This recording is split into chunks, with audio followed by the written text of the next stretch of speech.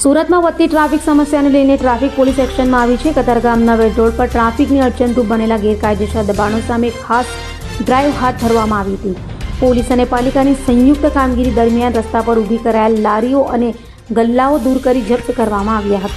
Surat traffic police દ્વારા શહેરમાં traffic સમસ્યાના નિવારણ માટે ખાસ અભિયાન ચલાવવામાં આવી રહ્યું છે, જેના ભાગરૂપે કતારગામ વેડ રોડ વિસ્તારમાં ટ્રાફિક પોલીસ અને પાલિકાની ટીમે સંયુક્ત કામગીરી હાથ ધરી હતી।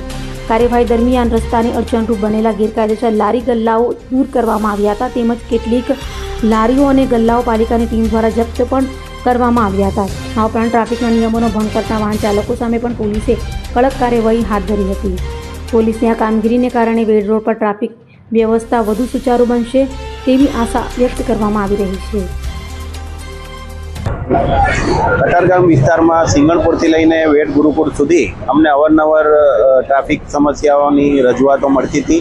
એમાં મુખ્ય કારણ એમાં જે લારી ગલ્લાવાળા હોય છે, તેમજ ફ્રૂટના ટેમ્પાવાળા, શાકભાજીવાળા વગેરે રોડ પર પોતાની ગાડીઓ અને લારીઓ ઊભી રાખી અને એને ખરીદી કરવા તેમજ નાસ્તો કરવા માટે કસ્ટમરો પણ પોતાનું વ્હીકલ લાવી અને આડેધડ પાર્ક કરી અને ટ્રાફિક જામ અને સમસ્યાઓ ઊભી કરતા હતા, જેના વિરુદ્ધ અમે આજે સમગ્ર પોલીસ સ્ટાફ, ટ્રાફિક રીજન 2નો સ્ટાફ તેમજ કોર્પોરેશનની દબાણ વિભાગની ટીમ સાથે મળી અને સમગ્ર રૂટ પર આજે આ દબાણ હટાવવાની કામગીરી કરી છે। એમાં જેટલા અડચણરૂપ વ્હીકલો હતા, લારીઓ હતી, એ બધી જપ્ત કરવાની તેમજ વાહનો ડિટેન કરવાની કામગીરી કરવામાં આવી છે, જેથી કરીને જે રેગ્યુલર ટ્રાફિક ચાલતો હોય છે એમને સમસ્યા નહીં થાય।